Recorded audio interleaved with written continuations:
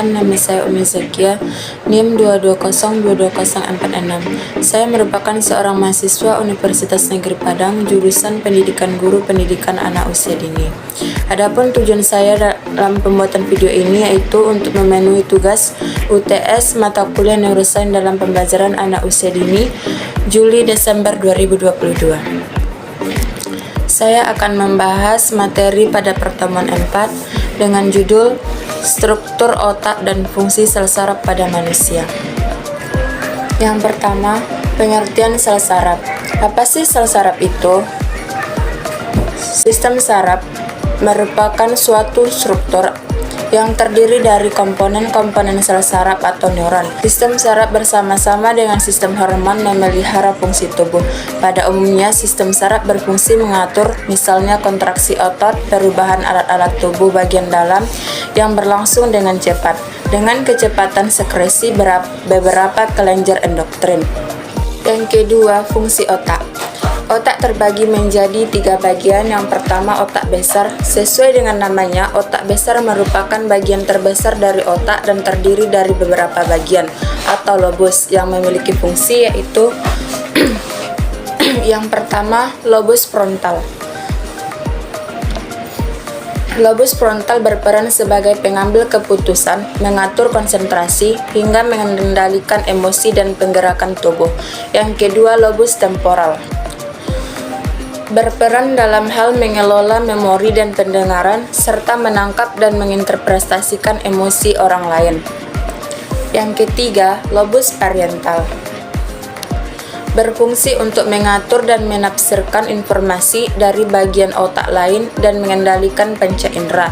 Yang keempat, lobus occipital berfungsi untuk memproses informasi yang manusia lihat seperti tulisan dan mengendalikan sistem penglihatan manusia. Adapun yang kedua dari bagian otak yaitu otak kecil. Otak kecil atau cerebral lobe terletak di bagian belakang di bawah otak besar. Meski ukurannya lebih kecil dari otak besar, fungsi otak kecil juga tidak kalah penting. Fungsi otak kecil adalah mengontrol keseimbangan, pergerakan, dan koordinasi tubuh. Berkat bagian otak ini, seseorang bisa berdiri tegak, berjalan dengan seimbang, dan bergerak dengan lincah. Yang ketiga, batang otak. Batang otak berada di depan otak kecil dan di bawah otak besar. Bagian ini menghubungkan otak dengan sumsum tulang belakang. Bagiannya satu, otak tengah, berfungsi untuk mengendalikan gerakan mata dan memproses informasi yang diperoleh secara audio dan visual. Yang kedua, pons.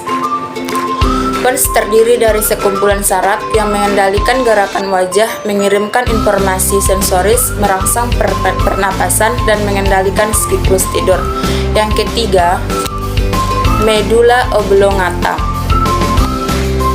Medula oblongata bertugas untuk mengendalikan fungsi jantung dan paru-paru, seperti detak jantung, tekanan darah, dan pernapasan. Yang ketiga, jenis-jenis ingatan. Jenis-jenis ingatan dibagi menjadi 5. Yang pertama, ingatan implisit.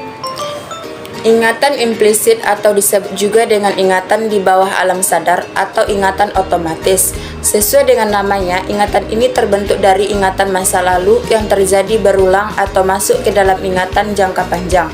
Yang kedua, ingatan prosedural merupakan bagian dari ingatan implisit atau ingatan yang secara tidak sengaja atau tidak sadar muncul. Ingatan ini bertanggung jawab atas ingatan jangka panjang yang berhubungan dengan keterampilan motorik.